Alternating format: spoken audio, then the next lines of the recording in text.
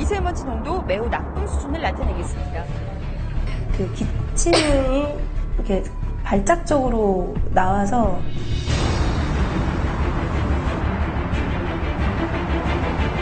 기분도 나쁘고요. 항상 아픈 사람 있죠. 왜 우울하고.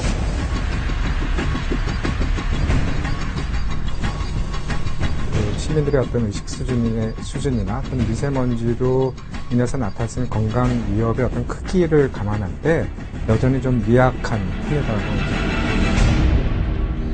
오늘도 서울 시내는 미세먼지와 황사로 가득 차 있습니다. 지난해 발표된 세계 환경평가지수에 따르면 우리나라는 미세먼지 노출 정도에서 전 세계 178개국 가운데 171위를 차지했습니다. 전 세계 꼴찌에 가까운데요. 그만큼 미세먼지로 고통을 겪고 있는 사람들이 많다는 얘기입니다. 세계보건기구가 1급 발암물질로 지정한 미세먼지. 미세먼지는 우리에게 얼마나 해로운지, 그리고 이런 피해를 줄이기 위해서는 어떤 노력이 필요한지 알아봤습니다.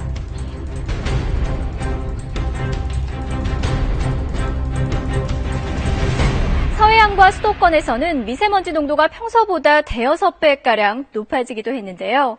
서울도 158 마이크로그램으로 평소의 4배에서 8배까지 높게 나타나고 있는데요. 지난달 22일 심한 미세먼지와 황사가 한반도를 뒤덮었습니다. 앞이 잘 보이지 않을 만큼 도심 전체가 먼지에 휩싸였습니다.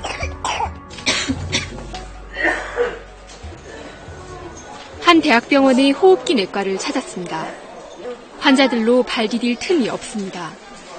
미세먼지가 오면 매번 병원을 찾아야 하는 최보경 씨도 어김없이 병원을 찾았습니다.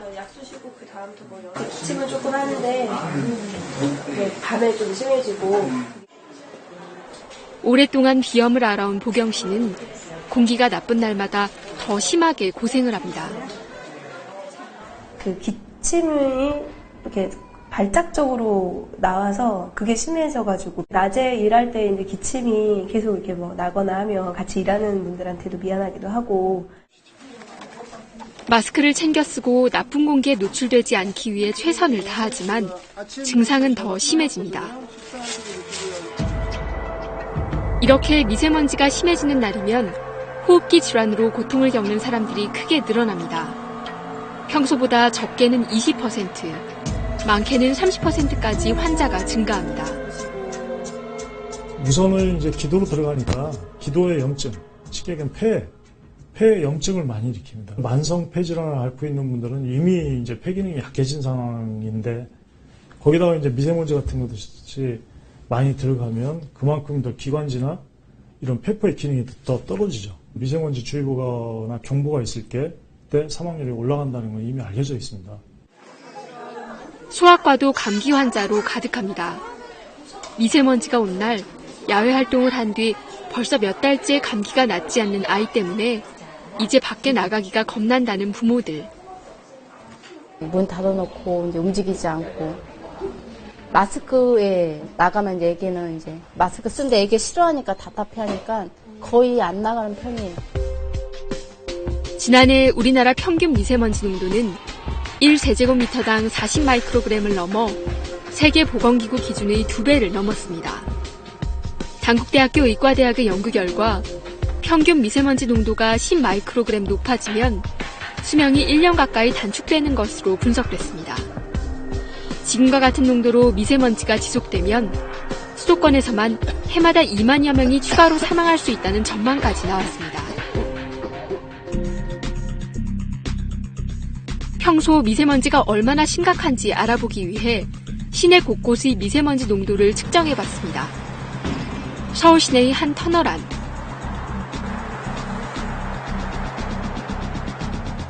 미세먼지 농도는 119.8 마이크로그램 퍼 세제곱미터로 미세먼지 안전기준치를 넘었습니다.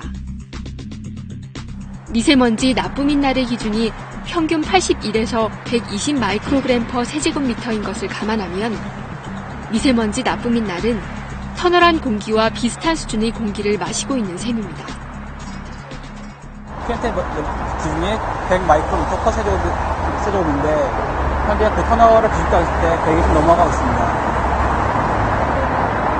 그러니까 미세먼지 심한 날 터널 안을 걷는 거랑 비슷하다는 얘기예요. 네, 그렇습니다.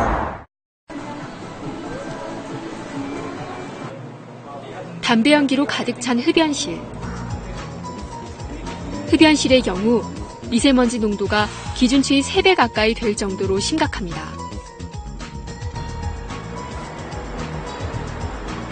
매연에 노출되는 버스 정류장의 미세먼지 농도가 흡연실과 비슷한 것으로 나타났습니다.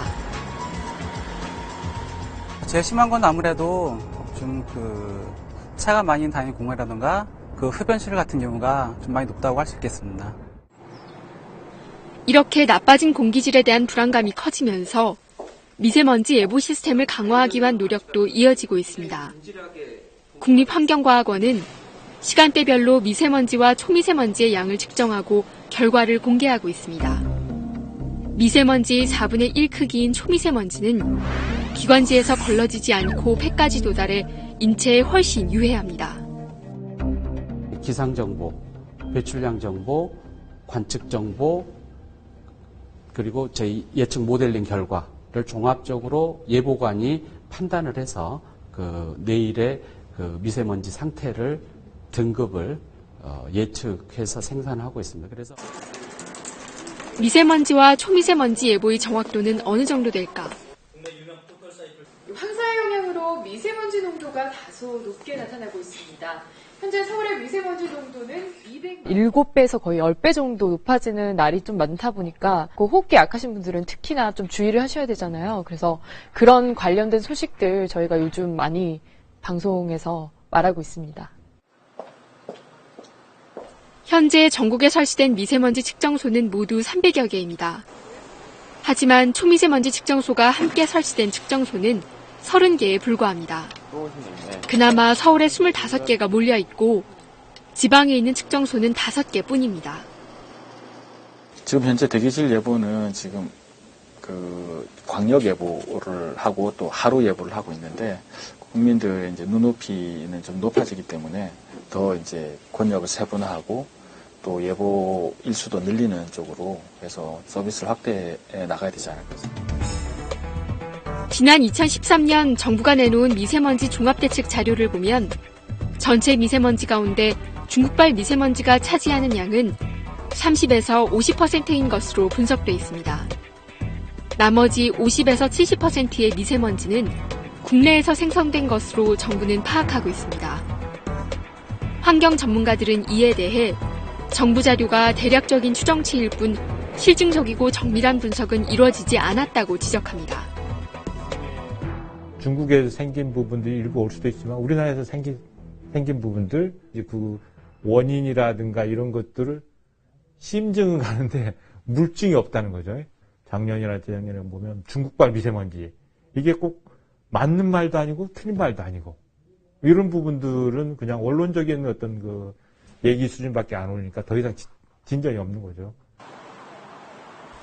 국내에서 발생한 미세먼지가 많다는 분석이 나오면서 정부의 공기질 개선 의지를 비판하는 목소리도 높아지고 있습니다.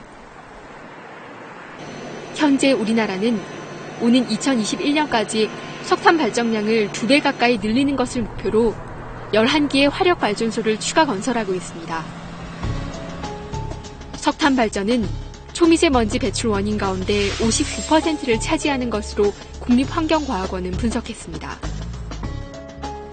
석탄 발전소를 늘리는 정책과 대기질 개선 정책이 충돌하고 있는 겁니다.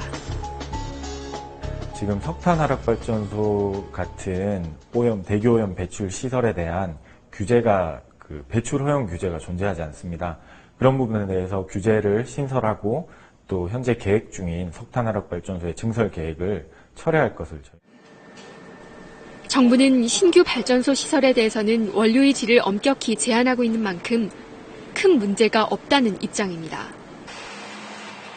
또 자동차와 공장 등 다른 배출원에 대한 규제를 앞으로 강화해 나가겠다고 밝혔습니다.